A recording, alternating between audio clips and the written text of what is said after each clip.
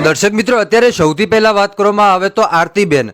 હવે આરતીબેનને તમે બધા બહુ સારી રીતે ઓળખતા હશો ભાઈ, પણ હમણાં તાજેતરની અંદર આરતીબેન અને દેવાંગભાઈ ગોહિલને લઈને તમે જોયું હશે કે સોશિયલ મીડિયામાં ચર્ચાનો વિષય બની ગયા હતા.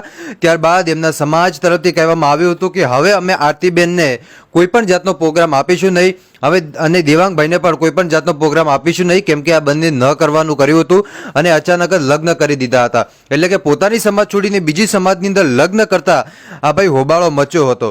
ઘણું બધું આંદોલન પણ કર્યું મિત્રો, બરોબર, સોશિયલ મીડિયા થકી, પણ છેવટે કાંઈ ભેગું ન થયું, કેમ કે આરતીબેનનો એક જ એ વિશ્વાસ અને એક જ જે આપણે કહીએ ને ભાઈ કે ઉમ્મીદ એ હતી દેવાંગ ગોહિલ જોડે, એટલે કે દેવાંગભાઈ જોડે એ બેન ખુશ હતા ને એટલા માટે જ એમને લગ્ન કરી દીધા હતા. પણ આ બધાની વચ્ચે સાહેબ ક્યાંક ને ક્યાંક આરતીબેનનો આ પહેલો વિડીયો કે જે આરતીબેનને એક સરસ મજાનો આયોજન કરવામાં આવ્યું ને આ એક આયોજનની અંદર આરતીબેનને આમંત્રણ આપવામાં આવ્યું.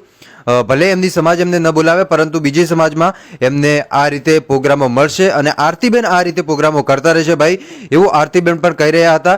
અને ઘણા બધા લોકો એવું વિચારતા હતા કે હવે દેવાંગભાઈ અને આરતીબેન હવે આ ધંધો એમનો બંધ થઈ ગયો ભાઈ, તો હવે વગાડવાના ને એ બધા ક્યાંથી પૈસા લાવશે.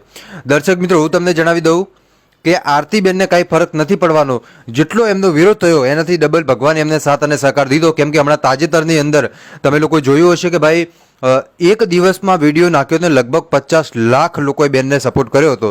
તો તમે વિચારી લો સાહેબ કે આરતીબેનનું નામ કયા છેડે ગુંજતું હશે. કદાચ તમે એ વિડીયો થકી વિચારી લો કે 50 લાખ લોકોએ એક દીમાં સપોર્ટ કર્યો ભાઈ. તો આ છે દર્શક મિત્રો બેનની તાકાત. તો ચાલો સૌથી પહેલા તમે આ વિડીયો જોઈ લો.